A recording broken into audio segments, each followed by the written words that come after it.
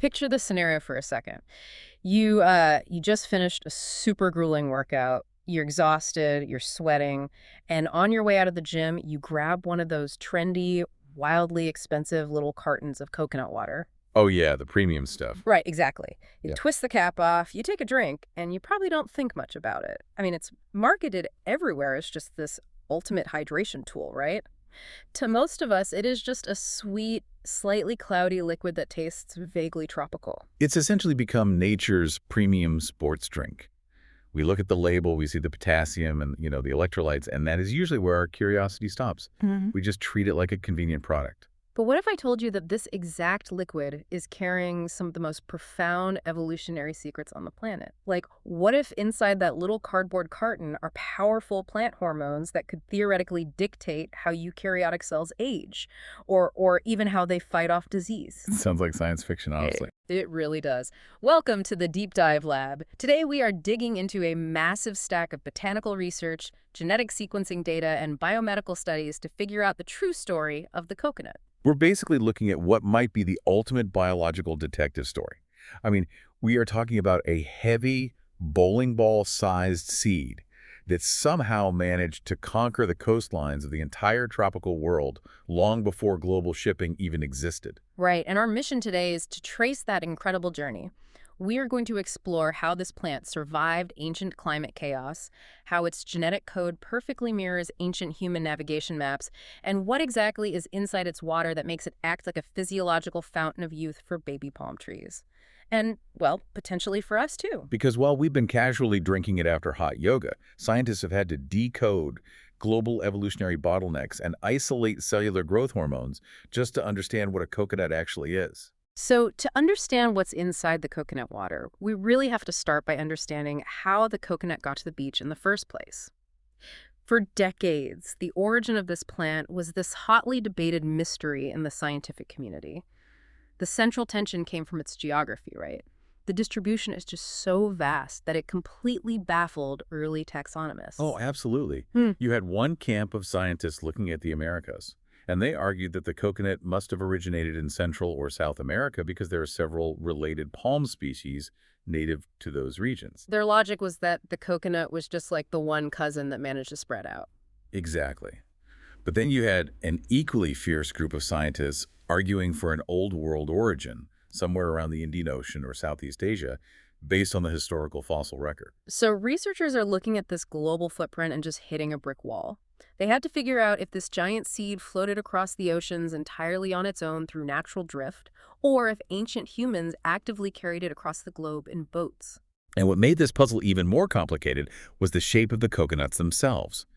When botanists looked closely, they realized they weren't dealing with just one standard type. Right, they kept finding two very distinct shapes, known by their traditional Polynesian names. First, you have the Neucapha, that's the wild type. If you picture it, it's elongated, almost triangular, and it has this incredibly thick, dense, fibrous husk. Right. And then you have the Nuvi. This is the domesticated type we usually see in grocery stores. It's round, it's heavy, and it is absolutely packed with that sweet liquid we love. And when you analyze the physical properties of the Neucapha, that wild type, you see this masterclass in environmental adaptation. That thick husk isn't just armor, it's actually a flotation device. Oh, wow, really? Yeah, when the seed falls from the palm, it drops into the ocean and absorbs a significant amount of seawater into the husk. That saltwater absorption actually triggers a state of biological dormancy. It literally stops the seed from sprouting prematurely. Okay, so it's basically nature's biological escape pod. It's designed to just drift along the ocean currents, staying completely asleep, until it finally washes up on a sandy beach somewhere. Then the rain washes the salt out, and it wakes up and starts growing. Exactly. Meanwhile, that domesticated nuhi is like a heavy, fragile water balloon. It is so clearly engineered for human consumption. If it falls into the ocean, it's terrible at long-distance floating. It just bobs around awkwardly and eventually sinks. The physical growth of the trees even reflects this, doesn't it? It does. The domesticated type develops a sturdy, upright stem to grow in dense human agricultural plots. But the wild Neucapha naturally develops a curved stem. It actively leans out over the water, which allows the palm to capture sunlight on a crowded beach and drop its seeds directly into the outgoing tide. Okay, I have to push back on the human element here for a second. Let's unpack this. If the wild coconut has this brilliant built-in escape pod mechanism and can float across the ocean by itself, why do scientists even need human migration to explain its spread? Couldn't it just ride the currents for a few million years and wash up everywhere naturally? That is the exact paradox they had to grapple with. And you're right, coconuts can naturally float long distances. On remote coral islands, they wash ashore and maintain a genetically pure population because there's no competition. Right. But the math of the ocean currents simply does not support a worldwide distribution by natural drift alone. The sheer geographical leaps required to cross entire oceans, combined with the sudden, widespread appearance of that round, heavy domesticated type which cannot survive an ocean crossing, demanded a totally different explanation. It's kind of like finding a bunch of high-end sports cars parked on remote islands. They didn't drive themselves across the ocean, someone had to put them on a boat. Perfect analogy. And that brings us to the massive genetic breakthrough that finally solved the map. A huge international team of researchers, including scientists from the French research center CIRAD and Washington University, decided to stop guessing and actually look at the DNA. Yeah, this study was published in the journal PLOS1 by Dr. B.F. Gunn, Dr. Luc Baudouin, and Dr. Kenneth M. Olson. And the scale of their investigation was unprecedented, right? Well, massive. They analyzed the DNA of over 1,300 coconuts from all over the worldwide tropics. They were looking for the original Adam and Eve of the coconut world. And what they found was a huge twist. The coconut wasn't domesticated just once by one group of ancient farmers. It was domesticated twice, completely independently, in two entirely different oceans. Which completely rewrites our understanding of early agriculture. The Ugh. DNA showed two distinct centers of origin. The first was in the Pacific Ocean basin, specifically around island Southeast Asia. This is where the self-pollinating dwarfs and that round, sweet, domesticated type first emerged. And the second origin. That was in the Indo-Atlantic basin, originating around the southern margins of the Indian subcontinent, near places like Sri Lanka. So you have two totally distinct genetic families, but the researchers found something else buried in the genome, a genetic anomaly that maps so perfectly onto human history, it almost gives you chills. Yeah, the genetically mixed coconuts. When they analyzed coconuts around Madagascar and East Africa, they found that the Pacific coconuts and the Indian Ocean coconuts had crossbred. But these hybrids weren't scattered randomly. No, they were found strictly along one specific geographic path, right? Yeah, The ancient Austronesian trade route. exactly. This is where botany becomes archaeology. It proves that ancient Austronesian seafarers were literally loading up their outrigger canoes with these water-heavy Pacific coconuts, treating them like living biodegradable canteens and carrying them thousands of miles across the Indian Ocean well over 1,000 years ago. That is wild. They landed in Madagascar, planted them, and those Pacific coconuts bred with the local Indian Ocean varieties. Their genetic footprint is still growing on those beaches today. The DNA of a palm tree literally validates the navigation maps of our ancestors. It's a stunning alignment of disciplines. But, this human chapter is actually just the most recent part of the story. To understand how the coconut survived long enough to even be domesticated by humans, we have to look much deeper into its genetic past. Because before outrigger canoes, the Earth went through periods of massive climate chaos. Right, the ice ages. So if sea levels are dropping, exposing new land, and then rising to drown entire coastlines, how does a stationary plant that relies on the beach survive that kind of environmental whiplash? We finally have an answer to that thanks to a 2021 study published in Communications Biology by researcher Yang Wei and colleagues.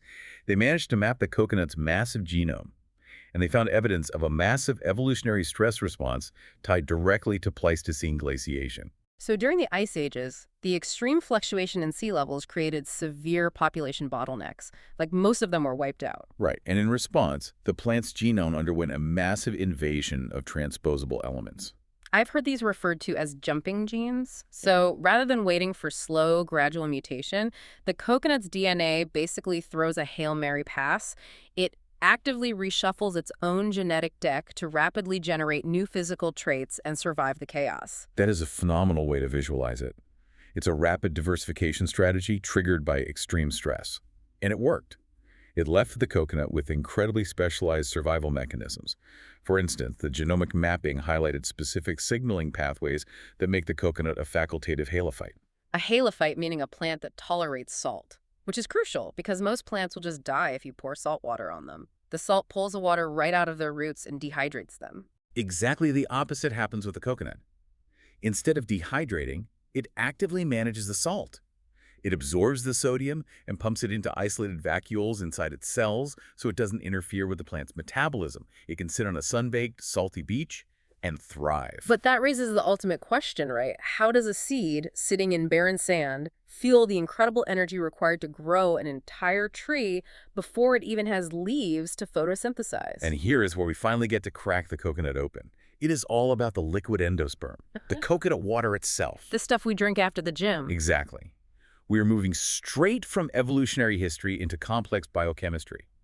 Research by Dr. Jean W. H. Young, published in the journal Molecules, along with work by Stephanie Reyes Estevez, reveals that coconut water is highly sophisticated. It has high potassium, low sodium, and an osmotic pressure remarkably similar to human blood plasma. Wow. But the real engine of growth inside that water lies in the phytohormones. Plant hormone. Specifically, a class of hormones called cytokinins. The most notable ones in coconut water are kinetin and zeatin. In the plant kingdom, cytokinins are the master regulators of a cell's life cycle. They dictate when a cell divides, how fast it grows, and critically, when a leaf should undergo senescence, which is the natural aging and dying process. So the water is essentially just a soup of growth commands. And inside the germinating coconut, there is a physical structure designed to drink that soup. If you have ever taken a machete to a sprouted coconut, you might have seen it. There is this weird, spongy, almost alien-looking white sphere inside the cavity. It's often called a coconut apple. Botanically, that's called the haustorium. Research by Norma H. and others in food research explains that as the embryo sprouts, this structure expands to fill the entire cavity inside the nut. I like to think of the haustorium as a biological sponge, or almost like an umbilical cord. It expands into the water and absorbs those cytokinins, the potassium, and the sugars. It is incredibly high in moisture and rich in the essential amino acid lysine. It literally drinks the hormone-rich water and translates those signals into the roots and leaves of the baby palm tree. It is a perfectly self-contained, highly efficient system for generating life in a barren environment. But this brings us to the frontier of current scientific research, and arguably the most vital part of our deep dive today. Which is the so what factor.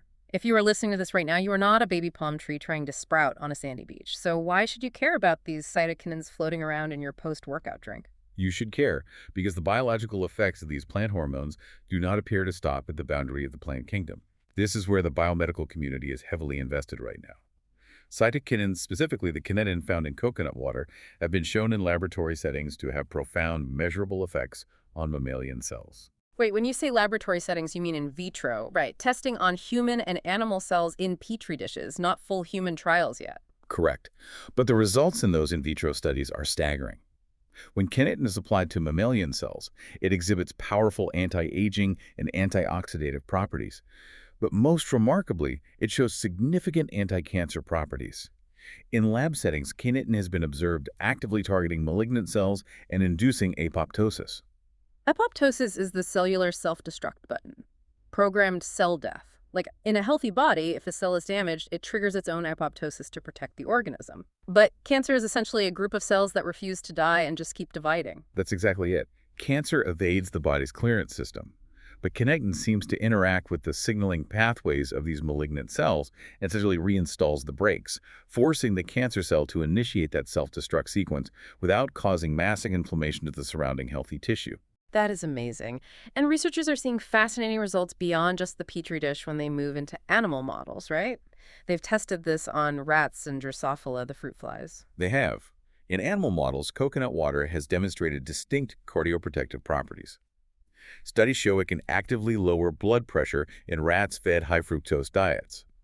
It has also shown remarkable efficacy as an anti-urolithiatic. Let's translate that real quick. Anti-urolithiatic means it prevents the formation of kidney stones. Yes. In studies where researchers induced rats to form kidney stones, coconut water significantly reduced the deposition of renal crystals. It decreased the number and size of calcium oxalate crystals, which are the most common type of kidney stone. It fundamentally improves the urinary chemistry of the animal. Okay, I have to jump in here and play the skeptic because there is a massive conceptual leap here that we need to unpack. The underlying science tells us that in plants, the active hormone driving growth is usually the zeatin-type cytokinin. But in all these biomedical tests on mammalian cells, we are seeing these miraculous anti-aging and anti-cancer effects from the kinetin-type cytokinins. How does a chemical signal meant to tell a leaf to stay green actually communicate with a human kidney cell? Like, if I drink a carton of coconut water, won't my stomach acid just tear those plant hormones to shreds before they ever reach my bloodstream? You have zeroed in on the absolute bleeding edge of this scientific frontier. That is the huge multi-million-dollar question in biomedicine right now. While kinetin shows these incredible results in vitro, we simply do not have the large randomized human clinical trials to prove that drinking coconut water allows humans to metabolize these hormones. Yeah. So we have the potential, but we don't have the proven delivery system. Exactly. We don't fully understand the mechanism of action in human digestion. We don't know if humans need to convert the kinetin-type hormone into a zeatin-type to use it, like plants do. However, evolutionary biology provides a very compelling working hypothesis for why this crossover happens at all. Oh, really? Yeah, both plants and humans belong to the eukaryotic domain of life. Billions of years ago, we shared a common single-celled ancestor. Because of that shared genetic architecture, the fundamental machinery of our cells is remarkably similar.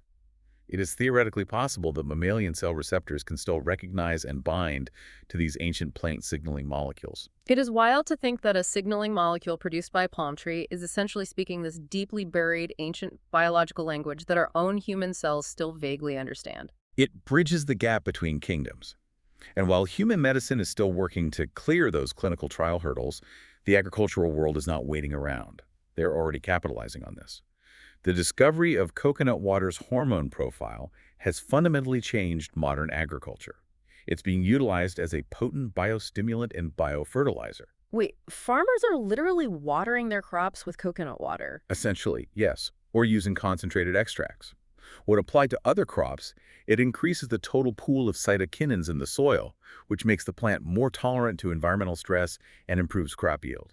Plus, it's used in plant tissue micropropagation, literally cloning plants in test tubes. And we can't forget about the hostorium we talked about earlier, that spongy coconut apple. Because it acts as a biological sponge, food scientists are now developing it as a high-value superfood supplement for children in regions where malnutrition is a severe challenge. The utility of this plant is just boundless. And historically speaking, our reliance on its biological properties isn't entirely new. During resource-limited times, like major conflicts or natural disasters, the electrolyte balance of coconut water made it so perfectly matched to human blood plasma that it was occasionally used as an emergency intravenous fluid when sterile saline was unavailable. They literally hooked coconuts up to IV drips to keep people alive. That single fact just blows my mind. The history and the biology of this plant are so deeply intertwined with human survival. It really is a perfect mirror of human civilization. We shaped its genetics, we carried it in wooden canoes across massive oceans, effectively mapping our own history into its DNA.